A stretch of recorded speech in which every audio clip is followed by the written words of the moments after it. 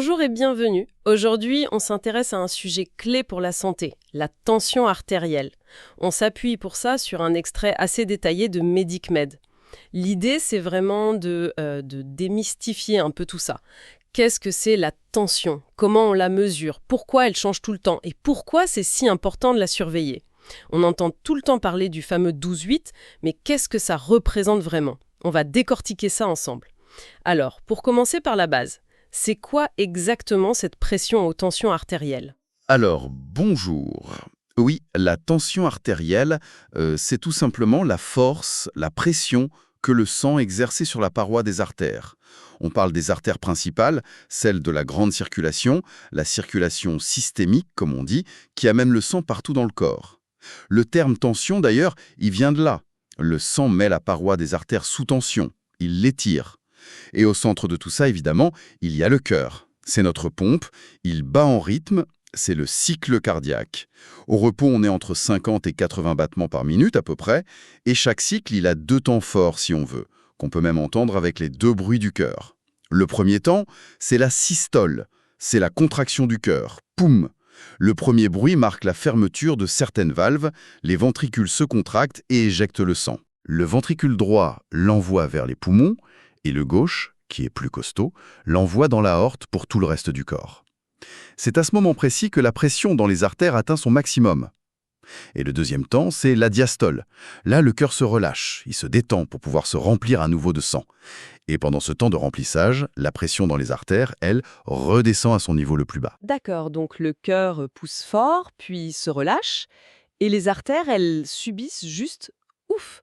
On les imagine un peu comme des tuyaux passifs, mais c'est plus complexe que ça, j'imagine. Ah oui, tout à fait. C'est une excellente remarque. Les artères ne sont pas du tout de simples tuyaux rigides. Elles ont une paroi qui est à la fois élastique et musculaire. C'est crucial. Quand le cœur éjecte le sang pendant la systole, les grosses artères, comme l'aorte, elles se dilatent un peu sous la pression. Elles absorbent une partie de l'onde de choc, si vous voulez. Elles amortissent en quelque sorte? Exactement. Et puis, pendant la diastole, quand le cœur se relâche, cette élasticité leur permet de revenir à leur taille normale, un peu comme un élastique. Et ce retour élastique, ça aide à maintenir une certaine pression même quand le cœur ne pousse plus. Et surtout, ça contribue à lisser le flux sanguin. Ça le rend moins pulsé, plus continu, pour bien irriguer tous les organes, jusqu'aux plus petits capillaires. Je vois. C'est vraiment un travail d'équipe entre le cœur et les artères. C'est plus clair. Alors, cette pression, comment on la mesure concrètement? On parle souvent de chiffres, de millimètres de mercure. Oui. Alors, l'unité qu'on utilise en médecine, c'est effectivement le millimètre de mercure, mmHg. Parfois, on entend aussi parler de centimètre de mercure, cmHg, surtout en France dans le langage courant. L'unité internationale officielle, c'est le pascal. Mais bon, elle n'est pas très utilisée en pratique clinique pour la tension. Et ce qui est important, c'est qu'on donne toujours deux chiffres pour décrire la tension. Le premier chiffre, c'est la pression artérielle systolique, la PAS. C'est la valeur maximale, c'est le mesuré au moment où le cœur se contracte, c'est le pic de pression. Le deuxième chiffre, c'est la pression artérielle diastolique, la PAD. Ça, c'est la valeur minimale, mesurée quand le cœur est relâché, juste avant la contraction suivante. C'est la pression de base dans les artères, entre deux battements. Ah, voilà. Et c'est de là que vient notre fameux 12-8. Précisément. 12,8, ça veut dire 12 cm de mercure pour la systolique et 8 cm de mercure pour la diastolique. Si on parle en millimètres, comme sur la plupart des appareils électroniques ou dans les publications médicales, ça fait 120 pour la systolique et 80 pour la diastolique. Donc 120, 80 mmHg. D'accord. Et quand est-ce qu'on considère que c'est trop haut? L'hypertension, ça commence où? Classiquement, on parle d'hypertension artérielle quand les mesures répétées au cabinet médical sont supérieures ou égales à 140 pour la systolique ou 90 pour la diastolique, donc 140, 90 mmHg. Mais attention, ces seuils peuvent varier. Par exemple, aux États-Unis, depuis 2017, les recommandations sont un peu plus strictes, avec un seuil à 130-80 mmHg pour définir l'hypertension de stade 1. Le médecin adapte aussi en fonction du patient, de son âge, de ses autres maladies. C'est pas une règle absolue gravée dans le marbre. C'est important de le préciser. Et parfois, on n'entend qu'un seul chiffre. C'est juste une simplification. Souvent oui. Dans le langage courant, quand on dit « j'ai 12 de tension », on parle généralement de la systolique. Mais pour les professionnels, parfois un seul chiffre peut avoir un sens plus technique. Par exemple, la pression artérielle moyenne, l'APAM, qui est une sorte de moyenne calculée sur tout le cycle cardiaque. Ou alors la pression pulsée, qui est simplement la différence entre la systolique et la diastolique. Mais pour le suivi habituel, ce sont vraiment les deux chiffres PAS et PAD qui comptent. Compris. Mais si tout ça est si dynamique, comme vous l'avez dit, avec le cœur qui pompe, les artères qui réagissent, cette tension, elle ne peut pas rester fixe à 128 toute la journée, si? Ah non, certainement pas. Et heureusement d'ailleurs. La tension artérielle, elle varie en permanence. C'est normal. C'est même vital pour que notre corps s'adapte à nos besoins. Pour faire simple, la pression dans les artères dépend de deux grands facteurs. Le débit sanguin, c'est-à-dire la quantité de sang que le cœur éjecte chaque minute, et la résistance que les petites artères opposent à ce flux sanguin. D'accord, débit et résistance. Et qu'est-ce qui fait varier ça? Eh bien, le corps a des systèmes de régulation très sophistiqués pour ajuster ça en temps réel. Il y a d'abord une régulation nerveuse, très rapide. Le système nerveux autonome, avec par exemple le nerf vague qui peut ralentir le cœur et donc baisser la tension au repos. Ou à l'inverse, en cas de stress, d'autres nerfs peuvent accélérer le cœur et resserrer les vaisseaux, ce qui fait monter la tension. Et puis, il y a une régulation dite humorale, qui passe par des substances chimiques dans le sang, des hormones. L'adrénaline et la noradrénaline, les hormones du stress, sont bien connues pour ça. Il y a aussi tout un système complexe qui implique les reins, le fameux système rénine-angiotensin-aldostérone, qui joue un rôle majeur dans la régulation à plus long terme, en agissant sur le volume de sang et le diamètre des vaisseaux. Et encore d'autres, comme la vasopressine, ou des facteurs locaux directement dans les tissus, c'est une machinerie très complexe. Toute cette mécanique interne super réactive, ça explique donc pourquoi, si je cours pour attraper mon bus ou si j'ai une grosse frayeur, les chiffres ne seront pas du tout les mêmes que si je suis tranquillement sur mon canapé. Exactement. Un effort physique, même modeste, augmente les besoins en oxygène des muscles. Donc le cœur pompe plus de sang, le débit augmente, et la tension systolique monte. C'est normal. Une émotion forte, le stress, la colère, hop, décharge d'adrénaline, le système nerveux s'active et la tension grimpe. Inversement, pendant le sommeil ou au repos complet, la tension baisse significativement. Ce sont des variations physiologiques tout à fait normales. D'où l'importance des conditions de mesure, j'imagine. Absolument crucial. C'est pour ça qu'une mesure de tension, pour être fiable, doit se faire dans des conditions standardisées. Idéalement, il faut être au repos depuis au moins 5 minutes, assis confortablement, dans un endroit calme, sans avoir fumé ou bu de café juste avant.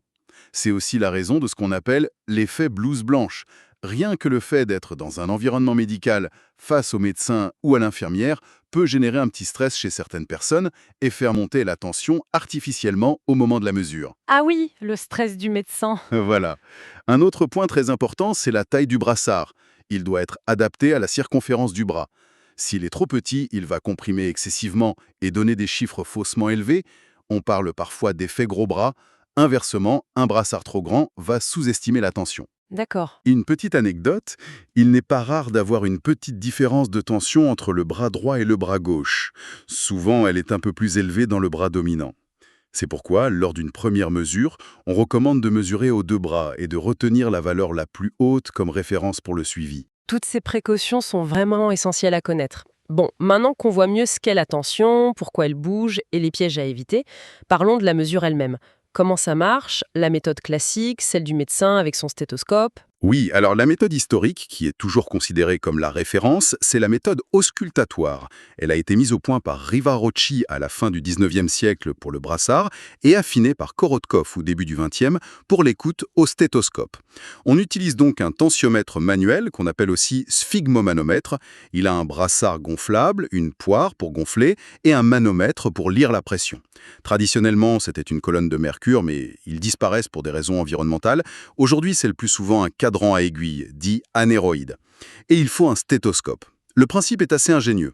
On met le brassard autour du bras au niveau du biceps, on place la membrane du stéthoscope sur l'artère humérale au pli du coude, puis on gonfle le brassard assez haut, au-dessus de la pression systolique présumée, pour écraser l'artère et arrêter complètement le passage du sang. On n'entend rien au stéthoscope à ce moment-là.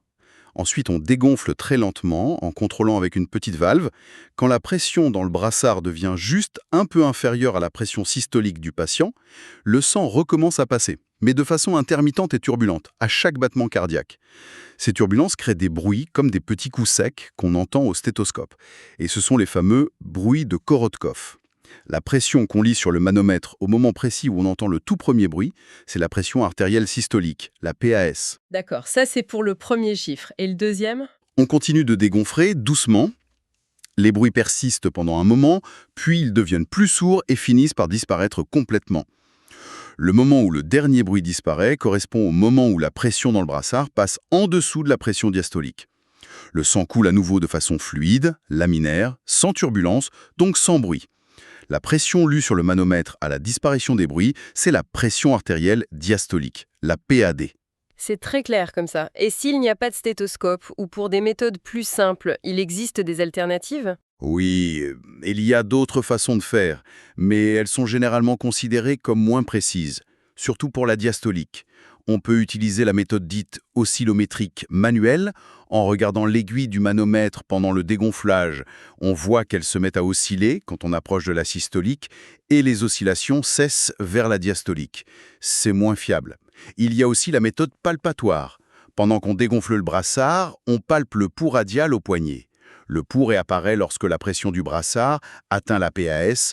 Ça donne une estimation de la systolique uniquement, on n'a pas la diastolique avec cette méthode. Et les appareils électroniques qu'on voit partout maintenant, en pharmacie ou pour la maison, comment fonctionnent-ils? Alors, la grande majorité des appareils automatiques, ceux qu'on utilise pour l'automesure à domicile ou même en cabinet, fonctionnent sur le principe oscillométrique. Ils n'utilisent pas de stéthoscope. C'est un capteur de pression à l'intérieur du brassard qui détecte les petites oscillations de la paroi de l'artère provoquées par l'onde de pouls à chaque battement. Ah d'accord. Un microprocesseur analyse ces oscillations pendant le dégonflage et, grâce à un algorithme spécifique, il calcule la pression systolique et la pression diastolique.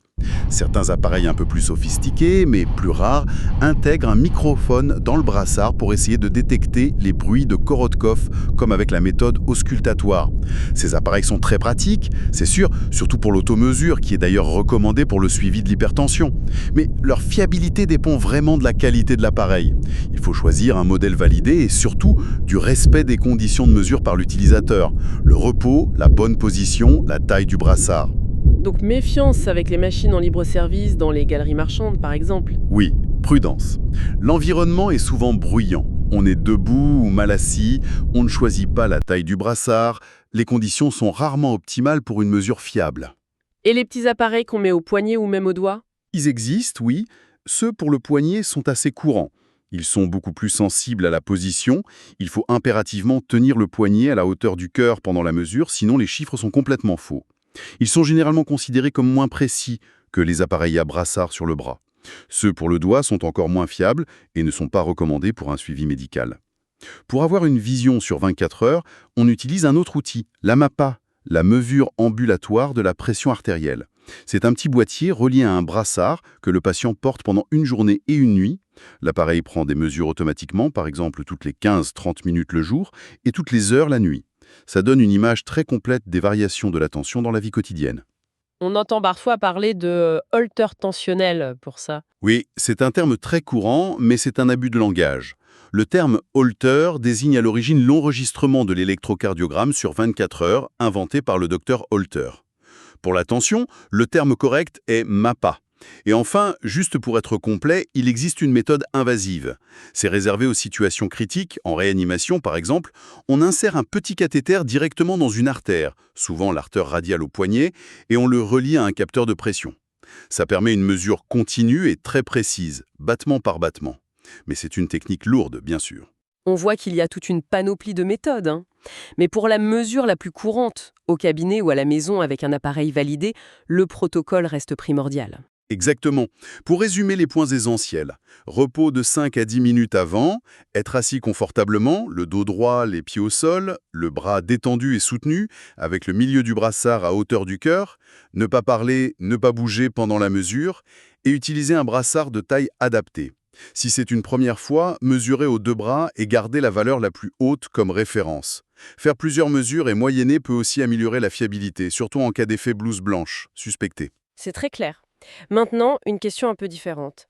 Imaginons une situation d'urgence. Un malaise, on n'a pas de tensiomètre sous la main. Est-ce qu'il y a un moyen, même très grossier, d'estimer si la tension est dangereusement basse? C'est une question classique en secourisme. La réponse est qu'il est très, très difficile d'estimer la tension sans appareil. Et les méthodes sont vraiment peu fiables. Il faut être extrêmement prudente avec ça. On peut essayer de palper les pouls. On vérifie d'abord les pouls centraux, comme la carotide au cou ou le fémoral à l'aine. S'ils sont présents, ça suggère que la pression est suffisante pour irriguer le cerveau.